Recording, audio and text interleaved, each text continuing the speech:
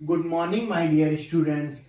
This is your computer teacher, Ayush Singh, and today we are going to discuss a new chapter which is Advancement in Computer Technology. Advancement in Computer Technology मतलब computer technology का विकास. ठीक है, अब आते हैं आपके पहले topic पे. पहला टॉपिक आपका है IT, information technology. IT is the short form of information technology. IT जो है शॉर्ट फॉर्म है इंफॉर्मेशन टेक्नोलॉजी का. ठीक है, फॉर एग्जांपल मतलब आईटी जो है आईटी जो है वो संक्षिप्त रूप है इंफॉर्मेशन टेक्नोलॉजी का. ठीक है, समझ में आ गया बच्चों. अब आते हैं आगे. For example ATM are use to. हाँ, अब पहले आप लोग को एक जानकारी के लिए मैं बात बता दूं. जैसे कि बैंक होता है, बैंक में जब हम जाते हैं बच्चों तो अपनी पासबुक लेके जाते हैं. उस पासबुक में सारी डाटा इंटर होते हैं जिसमें आपके इंफॉर्मेशन, आपका नाम, आपके फादर का नाम, आपका विलेज, फिर आपका आईएफएससी कोड और बहुत सारे जानकारी जो इंफॉर्मेशन है वो उसमें रखी होती है. ठीक है, तो बैंक कर्मचारी क्या करता है, आपका देखता है पासबुक, आपकी डाटा डालता है, आपका अकाउंट नंबर डालता है, उससे वो जानकारी बता देता है कि आपके अकाउंट में इतने पैसे हैं. मान लीजिए आपके अकाउंट में 5,000 रुपीज है, 5,000 रुपीज है आपके अकाउंट में. तो ये जानकारी उसको कैसे मिलती है? ये जानकारी उसको इस प्रकार मिलती है, जो आपका पासबुक है उसमें सारी जानकारी है, बाकी जानकारी जो है उसके बैंक के डाटा में फीड है, बैंक के डाटाबेस में फीड है. ठीक है बच्चों, जो बैंक का डाटाबेस है उसमें फीड है, मतलब जो इंफॉर्मेशन टेक्नोलॉजी है जो उसकी बैंक की उसमें फीड है. ठीक है, फॉर एग्जाम्पल एटीएम्स ऐसे ही देखेंगे एग्जाम्पल पे. ATMs are use to manage and process information of the customer and data management.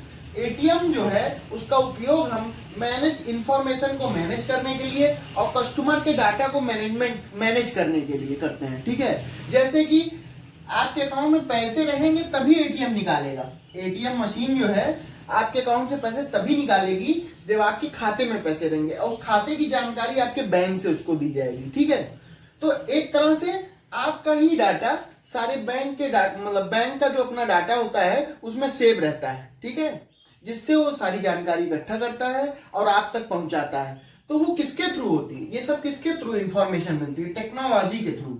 ये सब टेक्नोलॉजी के थ्रू इंफॉर्मेशन मिलती है, चाहे वो सॉफ्टवेयर के थ्रू, चाहे वो स्टोरेज के थ्रू, मतलब डाटाबेस के थ्रू, जैसे भी उसको मिलती है टेक्नोलॉजी के थ्रू. उसी को हम बोलते हैं आईटी, इंफॉर्मेशन टेक्नोलॉजी. टेक्नोलॉजी की इंफॉर्मेशन. ठीक है बच्चों, समझ में आ गई टेक्नोलॉजी की इंफॉर्मेशन. अब आते हैं आपके नेक्स्ट टॉपिक पे. आपका नेक्स्ट टॉपिक है, अब आते हैं आपके नेक्स्ट टॉपिक पे, रोबोटिक्स. रोबोटिक्स.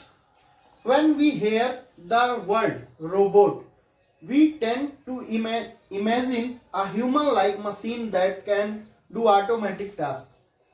मतलब जब हम कभी भी सुनते हैं रोबोट शब्द तो हमारे दिमाग में यही आता है ख्याल कि एक मशीन है जो आदमी के तरीके दिखती है, लाइक ह्यूमन. ठीक है, एक मशीन है जो आदमी के तरीके दिखती है और जो ऑटोमेटिक, जो अपने से टास्क कंप्लीट कर लेती है, अपने से काम कर लेती है. ठीक है, तो यही है. रोबोट का निर्माण जो हुआ इसीलिए हुआ कि कहीं पे इन्वायरमेंट के लिए ह्यूमन जो सही नहीं थे. जैसे कि मान लीजिए आग लग गई. ठीक है, इन्वायरमेंट के लिए ह्यूमन सही नहीं. मान लीजिए आग में काम करना है, आग में मनुष्य जाएगा तो जल जाएगा, वो खुद को बचाएगा, काम करेगा. तो इसीलिए बनाया गया कि इन केस ऑफ फायर, अगर कहीं भी आग का काम आता है तो उसमें रोबोट्स को उतार दिया जाए. वो ना जलेंगे ना कुछ उनको होगा, वो काम करेंगे. ठीक है, तो ये चीज सबको सही लगा. तो इसका जब ये बनाया गई मशीन तो ये सोच के बनाया गया कि कम से कम 10 आदमी का काम एक बार में ही करे. बट जब इसकी स्टार्टिंग की गई तो ये इसकी कैपेसिटी लो थी, मशीन की, रोबोट मशीन की कैपेसिटी लो थी. तो उतना अच्छे से नहीं काम कर पाती थी। काम करती थी, कुछ देर बाद फिर कमांड देना पड़ता था, फिर कमांड देना पड़ता था, तब दूसरा काम करती थी। ऑटोमेटिक नहीं थी पूरी तरीके से। फिर धीरे धीरे करके इसमें भी नए युग आए, तो फिर रोबोट अच्छे बनाए गए, फिर ऐसे बनाए गए कि जो आदमी की आवाज पे ही काम करते थे। तो ठीक है, ये सब हुआ। और इसमें यूज क्या होता था, इसमें सेंसर्स का यूज करते थे, सेंसर, जिससे ये अनुमान लगा पाते थे कि कब क्या करना है। सेंसर्स का यूज करते थे, सर्वो मोटर्स का यूज करते थे। सर्वो मोटर्स से हम इसके मूवमेंट को करते थे, मतलब हाथ ऊपर करना है, नीचे करना है, ठीक है। माइक्रो प्रोसेसर लगता था, माइक्रो प्रोसेसर का काम करता था, कैसे काम करना है, क्या करना है प्रोसेस में, कैसे काम। और 1920 में, इन 1920 कार्ल कैपेक और जोसेफ कैपेक, ये दोनों भाई थे, ये दोनों कजिन थे, भाई थे। और इन्होंने रोबोट शब्द लाया। पहले लोग मशीन बोलते थे, एज अ मशीन, ये मशीन है, तो इन्होंने इसका नाम रखा रोबोट 1920 में। ये एक लोग इसमें से नॉवेल लिखते थे और एक लोग टीचर थे। एक लोग नॉवेल लिखते थे, एक लोग टीचर थे, ठीक है, समझ में आ गया बच्चों। तो रोबोट शब्द जैसे ही हम सुनते हैं तो हमारे दिमाग में एक ही आता है कि एक ऐसी मशीन जो मानव की तरीके दिखती हो, लाइक ह्यूमन के तरीके दिखती हो, ठीक है। Machine that can do automated task, जो आसानी से टास्क कंप्लीट कर ले, कोई भी काम उसको करना हो बहुत आसानी से कर ले। यही सोच के रोबोट बनाया गया, ठीक है। और इन केस ऑफ फायर, अगर आग लगती है या कुछ भी ऐसी विषम परिस्थिति होती है, तो ये बहुत ही आसानी से उस पर काम कर सकता है रोबोट, ठीक है, इसलिए इसको बनाया गया। समझ में आ गया ना बच्चों आपको। अब आते हैं आपके नेक्स्ट टॉपिक पे, एटीएम। एटीएम बच्चों, सभी बच्चों ने नाम सुना होगा एटीएम का। एटीएम का फुल फॉर्म होता है ऑटोमेटेड टेलर मशीन, ठीक है। एक ऐसी मशीन जिससे हम पैसे का लेन देन कर सकते हैं, ठीक है। कंप्यूटराइज्ड टेली कम्युनिकेशन डिवाइस, इसको कंप्यूटराइज्ड टेली कम्युनिकेशन डिवाइस भी कहते हैं, क्योंकि इसमें जो फंक्शंस होते हैं इसके ऑटोमेटिक होते हैं, ठीक है। Telecommunication, computerised telecommunication के थ्रू ऑटोमेटिक होते हैं, ठीक है। कि इसमें यूज होता है plastic ATM card, magnetic strip. हाँ, प्लास्टिक एटीएम कार्ड, एक प्लास्टिक एटीएम कार्ड यूज होता है, एटीएम कार्ड यूज होता है, जिसको एक कार्ड यूज होता है जिसको हम एटीएम कार्ड बोलते हैं, जिसमें मैग्नेटिक स्ट्रिप लगी होती है। मैग्नेटिक स्ट्रिप इसलिए लगी होती है बच्चों, मैग्नेटिक बच्चों इसमें होती है, मैग्नेटिक स्ट्रिप लगी होती है जो ऐसे होती है ब्लैक कलर की, ठीक है। अब देखिए आपका जो चैप्टर था उसमें हम आते हैं इंफॉर्मेशन टेक्नोलॉजी। इंफॉर्मेशन टेक्नोलॉजी का देखिए यहाँ यूज कैसे हुआ है। इंफॉर्मेशन टेक्नोलॉजी किस तरीके यूज हुआ है, जो आपकी कार्ड होल्डर मीन जिसका नाम पे कार्ड है, जिसके नाम पे अकाउंट है, जिससे हम पैसे निकालेंगे जिस कार्ड से, उसकी डिटेल इस कार्ड के अंदर रहती, इस मैग्नेटिक स्ट्रिप के अंदर रहती है, ठीक है। जिससे एटीएम समझता है, जिससे एटीएम ऑटोमेटिक लेता है, जिसको अपने उसमें उसकी इंफॉर्मेशन देखता है, क्या है, कैसे है, ये है, इसमें पैसे हैं कि नहीं है, तो आपकी कमांड लेता है। आप डालते हैं 1000 रुपए, 2000 रुपए, फिर वो निकालता है, ठीक है। ये है सिस्टम एटीएम का। अब आपको समझ में आ गया। और सुनिए, the first ATM was installed in 1939 in New York city by the city bank of New York. पहला जो एटीएम हुआ, जो इंस्टॉल हुआ, जो पहला एटीएम लगाया गया, वो 1939 में लगाया गया न्यूयॉर्क सिटी में, ठीक है बच्चों। न्यूयॉर्क सिटी में by the city bank of New York, by the city bank वहां का बैंक है, उसके द्वारा न्यूयॉर्क में पहला एटीएम लगाया गया। कब? 1939 में। और इंडिया में कब लगाया गया? 1987 में। 1987 में HSBC नामक बैंक द्वारा बंबई में लगाया गया, ठीक है बच्चों, समझ में आ गया। 1987 में पहला एटीएम भारत में जो लगाया गया वो बंबई में लगाया गया। कौन लगाया? HSBC नामक बैंक ने लगाया, जो कि फॉरेन बैंक है, जो यूके का बैंक है, आरबीआई गवर्नमेंट के अंतर्गत आता है, ठीक है। HSBC द्वारा लगाया गया। समझ में आ गया बच्चों। एटीएम का फुल फॉर्म होता है automated teller machine. Automated teller machine, जिसमें सारा काम ऑटोमेटिक होता है। हम एटीएम लगाते हैं, फिर वो अपना पिन डालते हैं, उसको कमांड देते हैं, वो हमको पैसे देता है, ठीक है। और सारी जानकारी उसको कैसे मिलती है? एटीएम से, एटीएम कार्ड के थ्रू मिलती है, जिसमें मैग्नेटिक स्ट्रिप लगी होती है, जिसमें हमारी इंफॉर्मेशन रहती है, ठीक है। और ये कंप्यूटराइज्ड टेलीकम्युनिकेशन डिवाइस है, ठीक है। और पहला जो एटीएम बनाया गया, जो पहला एटीएम इंस्टॉल किया गया, वो वो न्यूयॉर्क सिटी में इंस्टॉल किया गया 1939 में, ठीक है, सिटी बैंक द्वारा। और जो भारत में पहला एटीएम इंस्टॉल किया गया वो 1987 में किया गया HSBC द्वारा बंबई में, ठीक है। ये बच्चों आपको समझ में आ गया होगा। अब आते हैं दूसरे टॉपिक पे, एनिमेशन। बच्चों आपका नया टॉपिक है एनिमेशन। एनिमेशन क्या है, क्या होता है, इसके बारे में सब बताएंगे। Animation is the process where multiple images are displayed rapidly in a sequence such that the images appear to be in motion। मतलब एनिमेशन वो होता है जब कोई एक दो तीन चार मल्टीपल इमेज को एक सीक्वेंस में रखकर उसको रैपिडली चलाया जाता है, ठीक है। जब उसको चलाया जाता है एक साथ वीडियो में, तब वही जो निकल के आता है उसको एनिमेशन बोलते हैं। जैसे एग्जाम्पल आपका कार्टून की जो पिक्चरें हैं वो सब एनिमेशन का उदाहरण है, ठीक है। जैसे 2D movies, 3D movies, 7D movies, 10D movies. D मतलब डायमेंशन मतलब किसी चीज को देखने का तरीका, अलग अलग तरीके से देखने का ढंग, ठीक है, तो उसको हम डायमेंशन बोलते हैं। अब जैसे मान लो 3D है तो उसका व्यू जो देखने का तरीका होगा वो अलग होगा, वो ऐसा होगा कि वो हमको लगेगा कि हमारे पास है। कोई भी चीज हम देखेंगे 3D में तो हमको लगेगा बड़ा, हमको लगेगा वो पास है, एकदम रियल लगेगा, तो उसको बोलते हैं एनिमेशन। और एनिमेशन के ही द्वारा कार्टून की पिक्चरें बनाई जाती है। तो animation is the process where multiple images are displayed. Multiple image का डिस्प्ले करना जिसको rapidly in a sequence such that the image appear to be in motion। जिसको सीक्वेंस वाइज चलाना, इमेजेस को सीक्वेंस वाइज मोशन में चलाना, उसको हम बोलते हैं एनिमेशन, ठीक है। जैसे कार्टून इसका एक उदाहरण है। बहुत सारी इमेज ले लेते हैं हम, मल्टीपल इमेज ले लेते हैं, उसको एक सीक्वेंस में रखकर उसको तेजी से चलाना ही एनिमेशन कहलाता है। तो बच्चों आपको ये समझ में आ गया होगा एनिमेशन क्या होता है। 3D, 7D, 5D अलग अलग तरीके का एनिमेशन होता है, ठीक है, समझ में आ गया। अब आते हैं आपके नए टॉपिक पे। आपका नया वर्चुअल रियलिटी। वर्चुअल आपका नया टॉपिक है बच्चों, वर्चुअल रियलिटी। वर्चुअल रियलिटी क्या है इसके बारे में हम जानेंगे। वर्चुअल रियलिटी मतलब इमेजिनरी वर्ल्ड, आपका जो इमेजिनरी वर्ल्ड है उसको रियलिटी में देखना। आपका जो इमेजिनरी वर्ल्ड है उसको रियलिटी में देखना। इसका एक बहुत अच्छा उदाहरण देता हूं आपको, तब समझ में आएगा।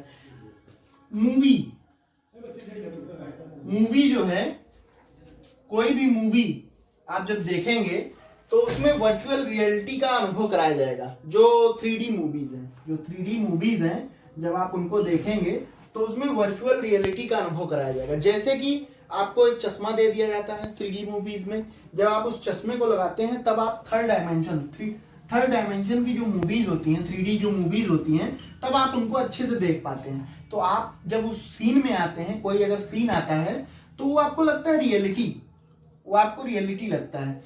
मान लीजिए बच्चों, अगर कोई भी जैसे उसमें मान लीजिए कोई एक्शन का सीन है, ठीक है, मान लीजिए कोई एक्शन का सीन है उसमें, तो वो आपको रियल लगेगा जब आप उसको देखेंगे उस स्पाइक्स के द्वारा, जब उस चश्मे के द्वारा आप उसको देखेंगे, जो 3D का चश्मा आता है गॉगल्स, उसको जब लगाएंगे देखेंगे तो आपको रियल दिखेगा, ठीक है। तो यही होता है वर्चुअल रियलिटी। वर्चुअल रियलिटी मतलब इमेजिनरी रियलिटी को, इमेजिनरी वर्ल्ड को रियलिटी में दिखाना किसी वर्चुअल के थ्रू, किसी पिक्चर के थ्रू, ठीक है, यही है वर्चुअल रियलिटी। समझ में आ गया बच्चों। जैसे 3D एनिमेशन, 3D मूवीज हो गई, 4D मूवीज हो गई, 8D मूवीज हो गई, अलग अलग प्रकार की मूवीज आती हैं, तो उसको देखते हैं, जब आप उसका अनुभव करते हैं तो हो गया वर्चुअल रियलिटी। इसको और अच्छे से, बहुत डीप में इसको अगर आपको जानना है तो इसके लिए स्पेशल ग्लव्स आते हैं, स्पेशल ग्लव्स आते हैं, स्पेशल ग्लव्स आते हैं, स्पेशल ग्लव्स आते हैं, स्पेशल हेलमेट्स आते हैं, ठीक है, हेलमेट आते हैं, स्पाइक्स आते हैं स्पेशल। तो ये बहुत हाई मतलब उसमें होता है, जो बहुत अच्छे बहुत वैसी मूवीज हैं जिनको आप इसके बिना नहीं देख सकते, या बहुत बड़े बड़े जो गेम हैं उनको इसके बिना नहीं खेल सकते, तो ऐसी जगह पे इसका यूज होता है। वर्चुअल रियलिटी आपको समझ में आ गई होगी। वर्चुअल रियलिटी इमेजिनरी वर्ल्ड को रियलिटी में देखना is a called virtual reality. ठीक है, अब आते हैं आपके नए टॉपिक पे। नेक्स्ट रॉकेट लॉन्चिंग, आपका नया टॉपिक है रॉकेट लॉन्चिंग। रॉकेट लॉन्चिंग में हम जानेंगे रॉकेट को क्यों लॉन्च करते थे, रॉकेट क्या होता था, इसका बेनिफिट्स क्या है, ये सब हम जानेंगे। ठीक है, तो पहले देखते हैं। The development of space technology that ended in the first moon landing by a rocket was only possible because of the calculating power and speed of the computer. हाँ, ये बहुत जरूरी बात है। हाँ, the development of space technology, space technology की जो development थी, ठीक है, स्पेस टेक्नोलॉजी की जो डेवलपमेंट थी वो एक रॉकेट द्वारा लॉन्च, जब रॉकेट एक लॉन्च किया गया तो उसके द्वारा उसको समाप्त किया गया। ठीक है, जब रॉकेट एक लॉन्च किया गया चंद्रमा पे तो ये डेवलपमेंट ऑफ स्पेस टेक्नोलॉजी थी, उसका अंत था। ठीक है, और ये क्यों possible, because of the calculating power and speed of the computer. हाँ, ये पॉसिबल क्यों था, क्योंकि इसकी कैलकुलेटिंग पावर, कंप्यूटर की जो कैलकुलेटिंग पावर थी वो बहुत तेज थी, इसमें कंप्यूटर लगे थे जिसकी कैलकुलेटिंग पावर बहुत तेज थी, and speed of the computer, और कंप्यूटर की जो स्पीड थी वो बहुत तेज थी। ठीक है, और रॉकेट लॉन्चिंग बच्चों, क्यों रॉकेट को लॉन्च किया जाता है ये हम जानते हैं। रॉकेट इसलिए लॉन्च किया जाता है कि इंडियन स्पेस में क्या हो रहा है उसकी जानकारी हमको मिले, मून पे क्या हो रहा है उसकी जानकारी मिले, सब चीज की हमको जानकारी मिले कि उसी जानकारी से हम आगे की गणना करते हैं, आगे की भविष्य की गणना करते हैं। ठीक है, कि कब क्या होगा। अब जैसे मान लीजिए आपका जो आपका कृषि विभाग है उसी को देख के काम करता है। ठीक है, वो उसी से जानकारी, इसरो उसी से जानकारी लेके काम करता है, ये सब जो है उसी से जानकारी लेते हैं जो रॉकेट भेजे जाते हैं ऊपर। और रॉकेट को लॉन्च इसलिए किया जाता है, मेन मकसद इसका क्या है कि हमारी जो वो है स्पेस की पावर जो है उसको बढ़ाया जा सके। ठीक है, स्पेस की पावर को बढ़ाया जा सके, और आपके जो सैटेलाइट्स हैं उसकी पावर बढ़ाई जा सके, उसमें अगर कोई परेशानी हो तो उसको दूर किया जा सके, इसी कारण से इसको लॉन्च करते हैं। ठीक है, और ये बहुत पावरफुल होते हैं। और रॉकेट को लॉन्च करने का मेन मकसद क्या है कि हमारी जो टेक्नोलॉजी है उसका विकास हो। ठीक है, हमारी जो टेक्नोलॉजी है उसका विकास हो। ठीक है, ये चीज समझ में आ गई, रॉकेट क्यों लॉन्च करते हैं, क्या है, कैसे, क्या सब कुछ इसका समझ में आ गया ना बच्चों। अब आते हैं आपके नेक्स्ट टॉपिक पे। हाँ, आर्टिफिशियल इंटेलिजेंस। आर्टिफिशियल मतलब कृत्रिम इंटेलिजेंस, इंटेलिजेंस मतलब इंटेलिजेंट। ठीक है, मतलब जो आसानी से हर बात को समझ जाए, दैट्स कॉल्ड इंटेलिजेंट। इसको आर्टिफिशियल इंटेलिजेंस नाम कहां से पड़ा, क्या है, ये सब आपको बताएंगे। पहले इनके बारे में जान लें, कौन इनको बनाया था। Father of artificial intelligence John McCarthy ने आर्टिफिशियल इंटेलिजेंस की खोज की, एंड इन 1956 और 1956 में इसका नाम आर्टिफिशियल इंटेलिजेंस रखा। आर्टिफिशियल इंटेलिजेंस एक तरह से ह्यूमन ब्रेन होता है, लाइक ह्यूमन ब्रेन, जो कि ऑटोमेटिक कोई भी दिक्कत होती है तो अपने तरीके से काम करता है। जैसे मान लो कोई गणना की गई 2 into 2, मान लो कोई गणना की गई, चाहे कंप्यूटर में चाहे या किसी मशीन में कोई भी चीज किया गया, तो अगर 2 into 2 करना है तो ये इसका आर्टिफिशियल का काम है कि इस डाटा को और इस डाटा को, इन दोनों डाटा को आपस में गुणा करे, आपस में मल्टीप्लाई करे, फिर उसके बाद रिजल्ट बताए। फिर कंप्यूटर जो है उसका रिजल्ट आउटपुट के तौर पर मॉनिटर पे रखता है। जैसे 2 into 2 4, तो ये मॉनिटर में दिखाई देगा 4। ठीक है, ये मॉनिटर में ये आर्टिफिशियल की मदद लेता है, कंप्यूटर जो है आर्टिफिशियल इंटेलिजेंट की मदद लेता है। हाँ, अब आते हैं इसका उपयोग कहाँ कहाँ होता है। मेन इसका उपयोग सुपर कंप्यूटर में होता है। सुपर कंप्यूटर में मान लो कोई गणना की गई तो उसमें आर्टिफिशियल इंटेलिजेंस अपना काम करता है। आमतौर पर ये मनुष्य, जैसे हम लोग हैं, हम हैं, आप हैं, कोई भी काम करना होता है तो पहले सोचते हैं कि किस तरीके करना है इस काम को, कैसे हमको सीढ़ी चढ़ना है तो हम कैसे पैर ऊपर करेंगे तब सीढ़ी चढ़ेंगे। तो यही काम कंप्यूटर को निर्देश देता है आर्टिफिशियल इंटेलिजेंस कि कैसे काम करना है। ठीक है, ये एक विकसित मशीन ये एक विकसित ब्रेन है, ये एक विकसित ब्रेन है जो कि कंप्यूटर के अंदर लगा होता है या सुपर कंप्यूटर या सुपर मशीन के अंदर लगा होता है। ठीक है, अब आते हैं आपके नए टॉपिक पे। अब आते हैं आपके नए topic, optical computer. Optical computer, optical computer मतलब देखने वाला कंप्यूटर। ठीक है, ऑप्टिकल कंप्यूटर मतलब देखने वाला कंप्यूटर। इसको देखने वाला कंप्यूटर इसलिए कहा जाता है बच्चों क्योंकि इसके उपयोग से, इससे हम आपकी गणना को देखते हैं, गणना को देखते हैं। जैसे आप पैथोलॉजी में जाते होंगे, पैथोलॉजी में, पैथ लैब में जाते होंगे। जब पैथ लैब में जाते हैं तो वहां आपको पता चलता है आपका ब्लड ग्रुप ये है, ये निगेटिव है, या ये जांच कराते हैं तो उसकी गणना आती है। ठीक है, सेल्स की जांच कराते हैं तो उसकी गणना आती है। वो गणना कैसे ली जाती है, किस प्रकार आती है, उसका ऑप्टिकल कंप्यूटर से क्या संबंध है ये बताते हैं।